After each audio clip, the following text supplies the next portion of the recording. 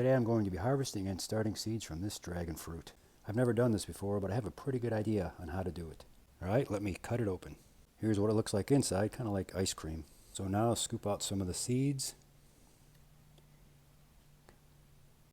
Now take this, put it in a strainer like this, then bring it over to your sink and wash all that pulp off. Here's what it looks like, and as you're running water over the seed, you're going to have to push the pulp through the screen. I'm going to fill a pot with pre-moistened seed starting mix. Now I'm going to take these seeds and sprinkle them over the soil as best I can. Now remember, these are kind of sticky, so you might take a little time to do it. Okay, those seeds were very sticky, so it was hard to get them off my hand into the pot, so I found the best way to do is kind of roll them in the dirt, then put them in the pot. Next time if I do this, I'll probably put them on a paper towel and let them dry out a few days to get that sticky membrane off the seed. Now what I'm going to do is sprinkle a thin layer of soil over the top. Now that I did that, I'm going to tap it down.